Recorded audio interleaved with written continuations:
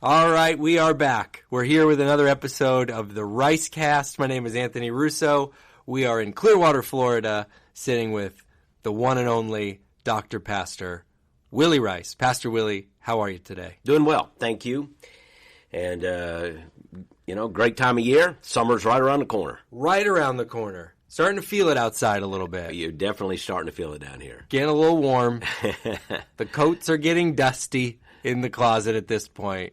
I don't know that they're coming back out again. They're not coming back out. No, they're not coming back out. It's getting warm. It's a fun time here at Calvary, as it always is. We're always talking to you about what a fun time it is. We got VBS coming up here soon, Pat. Yeah, summer. There's so many highlights, and I think you always start with VBS. It's just a huge thing for us, and so people are hearing a lot about that. I'm sure there's a link to the information there. But we also have student camps. We have a massive student camp early in July. Huge. Number of mission trips going on. So there's just it's a great season of ministry, even though summer feels a little bit different. It's kind of like a different rhythm. Some things kind of take a step back, and other things take 3 steps up. And we're doing our one service schedule in the summer, and that starts the last weekend in May. And so that's exciting for most of our campuses. Not our Crystal Beach campus has their same schedule, and they know that. But the other campuses, we're going to be able, we think, during the summer to have one service. And we think that's going to be exciting also. It creates a little bit of energy in the summer when there are a lot of travel and a lot of schedules. And so we think having one service, getting everybody back together on that campus and having 1 hour for groups is going to be just fun in the summer. And so a lot of fun things coming up this summer. That's right. So I would reiterate that quickly. So May 28th, Sunday, May 28th, at 9 a.m., that's the group hour. So if you're coming to church at 9, we'll just plug you right into a group. That's great. If you're not plugged into a group, we'll have groups for all ages at that hour. And then the worship service at 10:30, and that is at Eastlake, Seminole, and Clearwater. Right. Kicks off May 28th. So it is fun. I always love this. We've done this a couple of times since I've been here, and you have people. Me and my family have been going to our Seminole campus. Shouts out to all my Seminole folks down south. And it's you people that go to the second service and you don't see them because you're like, where have you been? You're like, I've been going to second service. Then we might as well be on different planets because we just don't see each other. And so this is fun over the summer. It You're really all in is. the same place. It is. You'll see people and go, I didn't know you went to church here. That's right. Great. So we think it builds a fellowship, builds a community, and just in the summer it gives us a little bit of just kind of a boost to have that full room, and you got to come a little early, get the right seat, and all that. It'll be a fun summer for us. May 28th, that starts. VBS, Twists and Turns is the theme. Oh, Pastors. I didn't know that. Games, board games, Okay. video games, about games. The tagline is Jesus changes the game. It's going to be a really fun one. Question's got to be, what was your favorite game when you were a kid? Your favorite board game? What do you? You're asking me I'm that? asking you. What's your favorite one when you were growing up? I used to play the Candyland game a Candyland. lot. Candyland. And the Chutes and Ladders game was a big one. Yeah. Now, as you became a grandpa, do you let the grandkids win at those games, or do you show them who's boss early on? You need to show them who's boss early on, but I don't know if I've played those games. They play games, and I'm not a big board game person. My family knows. Sometimes I need to be. I think it's a good thing to do. It's a family activity. Oh yeah, real fun. I'm usually doing something else, reading a book or whatever. But anyway. No, I don't. I'm not big on letting people win. I think you need to. No, maybe you need to occasionally, but no, you need to. You need to win. I'm way more with my youngest. I let him get away. I'll get a double in Candyland, and I'm like, it's just we'll go only one. Okay, So I'm a little softy in that area. But Twists and Turns is going to be fun. And here's a fun new thing this year. Seminole is. I'm just going to keep shouting out the Seminole campus, doing their own VBS. Oh, that's fantastic. This year in the evening. East Lakes will be in the evening, and then up here at Clearwater, it will be in the morning that week in June. So fantastic. It's calvary.us/VBS, where you can get all that info. I'll put that in the show notes. And then we're just going down the list reiterating, but that student camp, I got some inside information on it yesterday, and they were able to secure some more spots for students. And all told, they might bring 100 more students this year than they brought last year. Yeah, it's well north of 200 students going. I don't know where the number is now, but it's It's just amazing, and it is a great time. Our student guys do a fantastic job, and Cheryl and I hope to be up there for at least a day and be a part of it. And it's going to be that's the first week in July. Mm-hmm. And, we prayed with our team the other day just about, you're thinking about VBS, you're thinking about the camps, you're thinking about all of that. And if you look around the room, in any given room of believers, again, most of them come to Christ before 18. Mm-hmm. And for many of us who did, we can remember something in the summer, mm-hmm. Whether it was a VBS, whether it was a camp that was pivotal. We look back, and it's a memory that shapes us still. So that's going to happen for kids this summer. Mm-hmm. And that means some wonderful gospel things are going to occur. And we should be praying and praying God will move in a great way in all these things. It's very exciting. So for VBS, here's what you can do, listener, if you haven't already. Of course, if you've got a kid in your life that's not signed up for VBS, you can sign up for that at the link. If you have a student that's not signed up, like I said, and maybe Matt Gibney and Tom Cooney will be mad at me for sharing this on the podcast, but I think there's a couple more spots open for student camp. If you get in now, get in early, because I know that they are running out of room quickly. But you can volunteer for VBS. It's a great opportunity to serve that week. Mm-hmm. We need people. We got 2 evening ones, so some people can't get off work that week for sure, and you could serve in the evening if you want. That's also at calvary.us/VBS. You could also, one other big thing our student team's been talking about is scholarshiping a student for camp. So we have some students that it's a financial hurdle for them to get to camp. So there's information for that we'll put in the show notes. But summer's a big time. And it's a big time for students for a lot of reasons. We got a whole group of students getting ready to graduate, Pastor Willie. This is a big moment. It's certainly different than a lot of moments.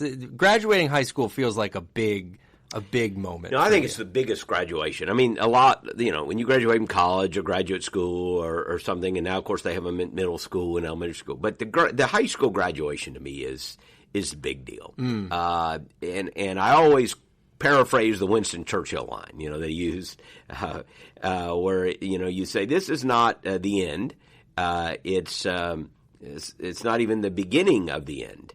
But it is the end of the beginning. Mm-hmm. And that is what, to me, makes it so poignant. It's the end of the beginning. It as much as any single ceremony in our culture, high school graduation marks, hey, you're moving into adulthood now. Now, we all know for some people that is a more gradual process than others, and, it's not exactly as quick sometimes, and college is, but something really does change after high school graduation. And a lot of these young people are leaving.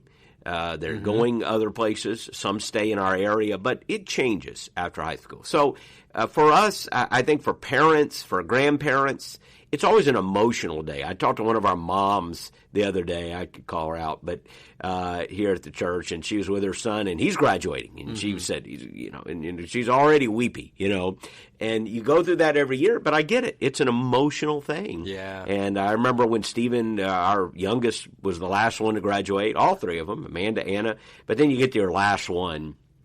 I remember I wrote a thing about the last ball game in his senior year, and it's just there are things that hit you in that moment. Yeah. That it's a very special time, and for all the families celebrating all the graduations, we celebrate, but especially high school graduation, we make a big deal of that. Yeah, absolutely. Here we're just a couple weeks now from Grad Sunday here at Calvary, where we'll honor all of our graduates across all of our campuses. We take a Sunday every year. If you've been a part of Calvary, you've experienced one of those. It's interesting. You brought up walking through with your kids. I'm wondering if we might take this time to just speak to students who might be walking through that process, parents who might be walking through that process with their students. Mm-hmm. How did you walk through that moment with your kids as they're starting to think about college? They're starting to think about their professional future. What is it you're trying to – are you listening more than you're talking? What is it you're trying to point out, or how do you help them walk through that? Well, I actually wrote a book. It was kind of a not like a widely published book or anything, but we wrote a book and did a series on it when my son graduated years ago. And So it was a momentous time. I think it was before you were here, but we went through the Proverbs, and we called the book "Before You Go," and I did a whole series though. We called the series "Letters from a Father." It's probably been a decade since I've done this, and I actually I made it very personal. Like, this is what I would say to my son, but obviously I was teaching from Proverbs. These are the lessons that every parent wants to know you've shared and passed on to your kids. So, I think parents, there's that sense of I get one final thing before you walk out the door. You know how when you're leaving, your mom always had one last thing to say. Yes, oh, by the way, it's kind of like that, like one final thing. And we wanted to give parents in that moment an opportunity to say it, So, it's a series I probably should do again at some point, because it was really meaningful to me, just because it was so personal. And every sermon I began with a letter to Stephen, like I was writing it, and then read it, and then we launched into a proverb. And we talked about things like, how to, good relationships, work ethic, sexual morals, how to handle money, we had 7 or 8 common themes from Proverbs. And I guess the book's still out there. I guess you could order it. I don't honestly know. It's been a while. It wasn't like a bestseller or anything. But it was something that, to me, the Proverbs were perfect, because the Proverbs are like a person talking to his son. Yeah. And so, so to answer your question, I think parents are trying to say those last bits of advice. They're trying to process, okay, is there anything last I have to say? Yeah. And of course, in some ways, it's too late. It's already, the record's mostly in the books. But in other ways, it's never too late, is it, to share truth? And so in that moment, what's the final thing I can say to make an impact on my child? Yeah, so now I'm just so curious. First of all, we got to find this book. Okay. I'm going to run this book down, and I'll let everyone know where they can get it. I was not aware of this till just now. So you said there was kind of 7 things that you covered. Yep. First of all, let me say this. Another thought that came up. My sister, my nephew just enlisted in the military. He's going to the Army. And she took him to his thing. I guess they take him to this kind of hotel before they go to basic training and all this stuff. And she had this exact moment you were talking about. Yep. She's spent 19 years with her son, and it's her oldest, her firstborn. She gets him there and everything. And I'm going to forget it now, but I want to say it was something like he's getting out of the car, they're saying goodbye, and she's like, "Don't forget to wear sunscreen." Yeah. Just some random thing. Yeah. She's like, I had to say something. Yeah. I had to say one more thing, and it might not have been sunscreen. Chelsea will get on me if I missed that. But it was something she just was like, you got to say one more thing. It's my baby. He's walking out. Well, you've been coaching him for years, and you're wanting to make sure you leave him. But it is a moment, and I would encourage parents. One of the things I did, I didn't do it with every one of them, I guess. I might have. I wrote letters to every one of them when they got married. But parents might think about sitting down and just writing some letters to their children, or one long letter just to say, "Hey, listen, proud of you. This is a great moment. Come through so much. Now, if I had one letter to give you before you leave, here it is." Yeah. And of course, the most important thing is to love the Lord your God with all your heart and soul and mind and strength. And but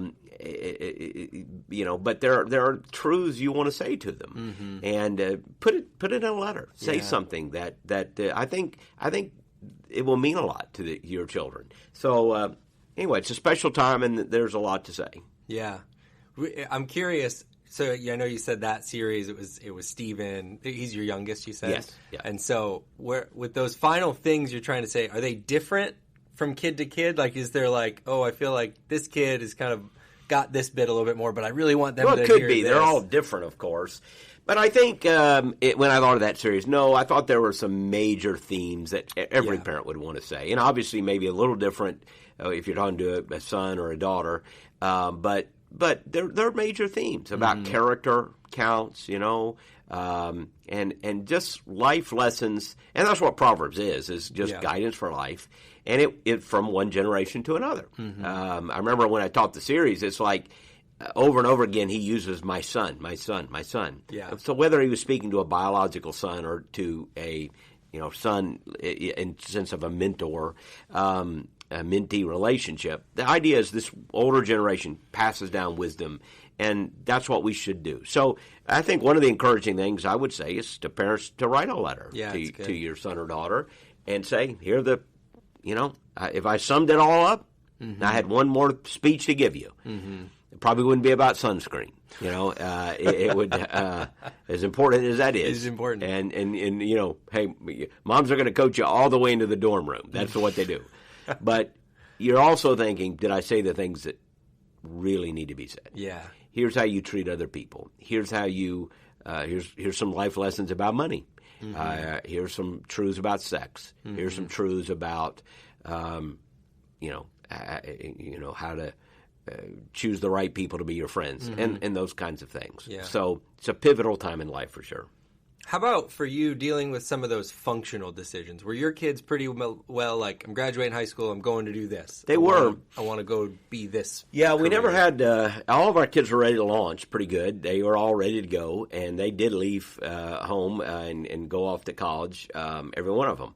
And I did that. So again, I know that doesn't happen in every case, and sometimes the child may be not fully clear about where they're going, and so they stay around a little bit, and that's fine. That doesn't mean they're lazy. Doesn't mean they lack initiative. It may be the most strategic decision. But we were grateful that all of our kids could go off to college, and it was pivotal in their life, and they were ready to go. Do you have any thoughts you might share to a parent who that's where they're at right now? The senior year is winding down, and they're just not sure. Their kid is just like, I don't know. I want to go to this college, or if I want to study this, or if I want to be this long term for a career. How do you help your? So here's a story about Amanda Stanton, who is, of course, works at our school now, and as you know well, big podcast fan. Yeah, Amanda. big podcast fan. So she's our oldest. So proud of Amanda. Proud of all of our kids. Amanda and her husband Kyle are part of Calvary. They're 3 kids, are our oldest grandchildren. So Amanda was in high school. She could be very indecisive at times. And so her senior year, she could not make up her mind where she was going to go to college. Okay. She could not make up her mind. Now, there was some backstory in that, but she just could not make up her mind. And it rocked on till May. It actually rocked on till May, as I recall. Wow. And I finally got frustrated, and being full of mercy and compassion as I am, I remember it was like Monday or something of a week, and I said, you are going to make a decision by Wednesday at noon, or you're not going anywhere. You're staying right here. We're not dragging this out anymore. I gave her deadline 48 hours. You have to decide 48 hours. And then she did, and loved it. And loved every second of our college experience at Sanford. Met her husband there. And, so I'm not suggesting every parent should do that, but we were in overtime, and I drew a deadline. Like, you do have to make a choice. Right. And but it does highlight that it's a tough, again, I lacked mercy, but when you're 17 or 18, it's a lot of tough choices for these kids. And, of course, college gets lined up earlier and earlier now. I'm not even sure you get into a college in May anymore, but they get lined up earlier and earlier. But these are huge choices, and they can paralyze your children, because you're thinking when you think about it, it paralyzes you. Yeah. Because the entire trajectory of your life is going to change if you go here or there. That's right. I can remember. This will freak parents out. I can remember when we went to a freshman orientation at Sanford University for Amanda, and we're sitting in a room that summer. We went. They had several of these throughout the summer, and you have all these parents sitting in a room at Sanford. You looked around the room, and the president got up and said, "Now I want you to look around the room, all these parents, because probably you're going to share grandkids with somebody in this room one day." And I got sick at my stomach. Honestly, it was like. And the truth is, it was absolutely true. Yes. I don't know that Kyle's parents were there that weekend, but they might well have been in the room. Could have been sitting one row behind me, for all I know. But it was true. But my point is the trajectory, like who you're going to marry, what are you going to do? And it can paralyze kids. It can paralyze you into not making choices when you think too much about all the ramifications that you cannot see or control. Right, right. But I think what I love about your story and what I've shared with some of my nieces and nephews, it is such a big decision. It needs to be treated this way, but it also is not the last decision you'll ever make. Exactly. There's a lot of ways that this can go. And that's where the grace comes in and where trusting God comes in. You don't see the entire path. And I think we're wired, at least a lot of us are wired, to be risk averse, and we want to see the entire path. That's Show right. me every single consequence that's going to happen from this choice, then I'll know whether I can make it or not. You don't get that. You just don't get that. You might anticipate some of the consequences, but you just cannot possibly anticipate all of them. So, don't let that paralyze you. You see what you can see. You make the best choice you can, seeking God with your heart clear, your motives right. And you know what? As you said, it's not the last choice you're going to make. There are choices. They lead to other choices, but don't let it paralyze you too much. Make the best choice you can make, and trust the Lord, seek Him, and He'll guide your steps. Because it's so good and it's so true. Because this next phase you're entering into, there's so much learning that goes on there. I used to always get a big kick. I was volunteering in a student ministry for a while, and the seniors, and I'm going to major in this, and I'm going to major in this, and some of them just personality wise, you were like, you are not going to go, you're not going to like that. Like you're thinking you're going to be a doctor, and you get squeamish at the sight of blood. Like this is not going to, you're going to get into one or two of these classes, and you're going to realize that maybe this isn't for you, or you're going to overcome that and be a great doctor. But there's so much that happens in this next phase that you can think you want to start off get on the right start off on the right foot. Yeah. But there's so much you're about to enter into that you'll be growing and learning along the way. But you were saying, you knew right away. You coming out of high school, you knew you were going to be a preacher? I did. I was in about 15 years of age when I made a commitment. I was in the youth group. And so when I chose a college, I chose it based on that. I had the end in mind. I felt like God had called me to be a pastor. Yeah. So I chose a college with that end in mind. No one would do this today, but I chose a college without ever visiting it. Oh, wow. And, of course, we didn't have internet then. It's back in the dark ages. So you couldn't go on and do all the tours. Yeah, all we had is a little magazine, and you thumb through the magazine, looked at pictures, and I was the oldest in my family, so my family hadn't gone through the routine. Sometimes you have one kid you got to experiment on, and then that's right, and then you figure it out. Yeah. But it never occurred to me to go. And it wasn't like it is now. Now you visit colleges, you can go, whatever, and you go to all these big events, and should check them out. Yeah. But for me, I had a clear sense of call, and I'm always grateful for that. So I always have compassion on those who don't, and I understand sometimes things are not as clear. Mm-hmm.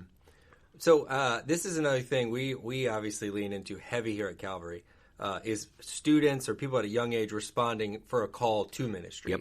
What if you feel that call on your life, but maybe you don't have specificity within it. Right. Maybe you're like, I feel called into ministry, but I don't know what kind of ministry. I don't know if I want to be a church planter, if I want to be an international missionary, where that.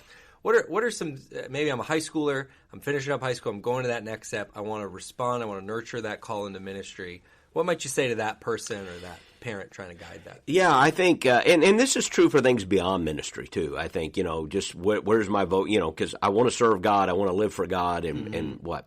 Again, sometimes it's very clear.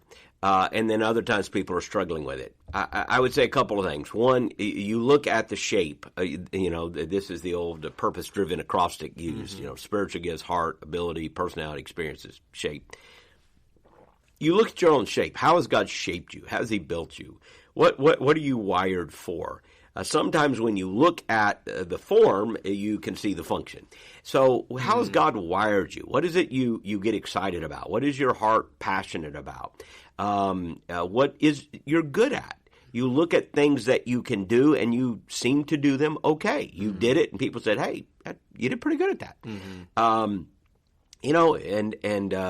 And so you lean into that. Which, by the way, stop this, kind of pause and say this down this rabbit trail. If you're an adult or parent, grandparent, or just an adult mentor in somebody's life, think about the power of one word or one conversation in a young person's life. There are people who choose an entire career path because they did something, and then some adult praised them for it. That's right. And said, man, you are really, you're a great singer. You ought to develop that. Yeah. Or you're great at painting. You ought to do something with art, or whatever the case may be. There's power in words. So we should not, when we see a child gravitating towards something and doing something well, I think we should offer affirmation. Don't take it for granted that they know they're good at it. Right. Because we all question ourselves. So if you're trying to figure out your path, what are you good at? What do you shape? What are you passionate about? So look in. Then look out and see, what is it that motivates you? What's the problem in the world that you see? Sometimes I've done graduate addresses here, plenty, and sometimes I've used that. What is the problem in the world you see and that you go, this ought to change? I can make a difference doing this. Yeah. You're not going to fix the entire world, but there's a problem that you see because you're wired to see it. So when you look in, you see who you are, who God shaped you to be. You look out and you see the problems. You see the need. You see what should be different. I think I really feel sorry for somebody whose goal is, I want to go make a lot of money. I just think even people who make a lot of money will tell you, that's not really how you should do it. The people who make the most money, they just found a problem and they solved it. Yeah. That's the people that make the money. Right. Like, they didn't say, I'm going to make all the money I can make. Right. They just went out and said, wow, here's a problem. I think we could solve it. Here's something we could improve. And so look for the problems. That's where vision comes from. Find the problem and try to envision how to make it better. Yeah. And then look up, of course. And maybe we should have started. Look up is trusting God, asking God. God may not drop you down a fully printed out strategic plan of 23 pages of how to do your life. I don't think that's the way it will happen. And sometimes it's clear and sometimes it's not clear. But when you pray and say, I trust in the Lord with all my heart, don't lean on my own understanding, in all my ways acknowledge Him, He will direct our paths. That's a promise. So are you trusting? Are you leaning on Him? Do you acknowledge the limits of your own wisdom so you're not walking in pride? But you put your trust in the Lord. Then He'll direct your paths, and you have to live with that confidence that He's going to direct. So look up and trust the Lord and ask Him. Ask God, what is it you want me to do? Trust Him. Seek His purposes. Look in and see how He shaped you, and then look out and see the problems in the world, the things that need to be changed. That's so good.